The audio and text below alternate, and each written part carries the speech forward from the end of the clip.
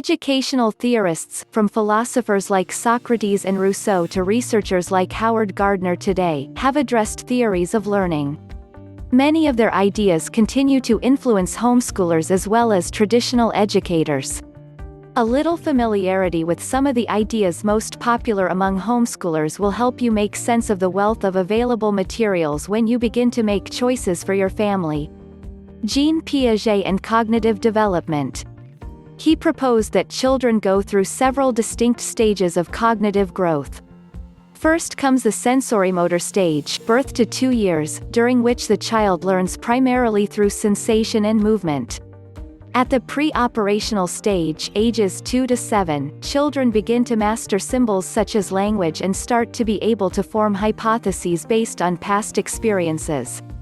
At the concrete operational stage, ages 7 to 11, children learn to generalize from one situation to similar ones, although such reasoning is usually limited to their own concrete experience. Finally, at the formal operational stage, 11 years older, children can deal with abstractions, form hypotheses and engage freely in mental speculation. Although the rate at which children progress through the stages varies considerably, the sequence of stages is consistent for all children. Therefore, to be appropriate and effective, learning activities should be tailored to the cognitive level of the child. Rudolf Steiner and the Waldorf schools. Steiner divided children's development into 3 stages. Till age 7, children learn primarily by imitation. From 7 to 14, feelings and emotions predominate. And after age 14, the development of independent reasoning skills becomes important. Waldorf education tends to emphasize arts and crafts, music, and movement, especially at younger ages, and textbooks are eschewed in favor of books the students make for themselves.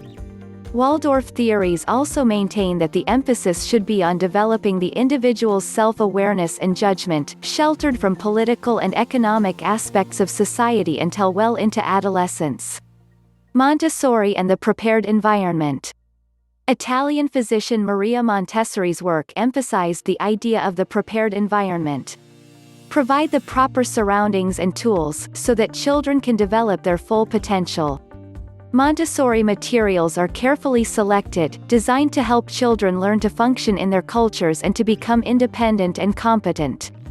Emphasis is on beauty and quality, and that which confuses or clutters is avoided. Manipulative or made of wood rather than plastic tools are simple and functional, and television and computers are discouraged.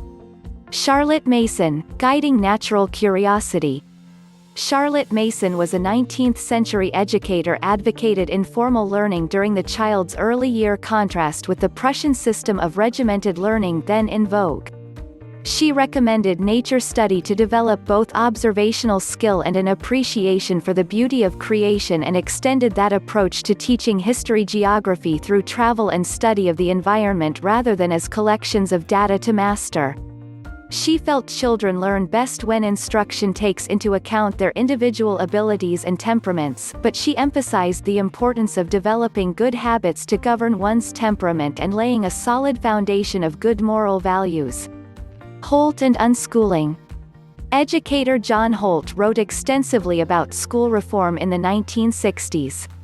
Although he originally proposed the word unschooling simply as a more satisfactory alternative to homeschooling, unschooling now generally refers to a style of homeschooling, in which learning is not separated from living, and children learn mainly by following their interests.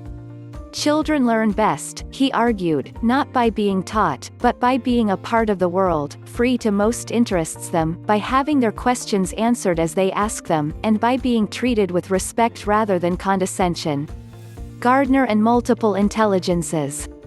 Psychologist Howard Gardner argues that intelligence is not a single unitary property and proposes the existence of multiple intelligences.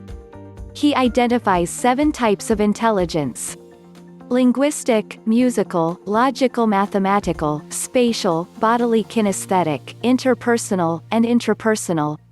Because each person has a different mix of these intelligences, learning is best tailored to each individual's strengths, rather than emphasizing the linguistic and logical mathematical approaches traditionally used in schools. A bodily kinesthetic learner, for instance, might grasp geometric concepts presented with hands-on manipulative far more easily than she would if they were presented in a more traditionally logical, narrative fashion. A teaching approach that recognizes a variety of learning styles might encourage many individuals now lost by conventional methods. Don't forget to like and subscribe. Please stop by our site for more homeschooling info. If you are interested in a Christian, self-paced, online homeschooling course with customizable curriculum, just follow the link in the description.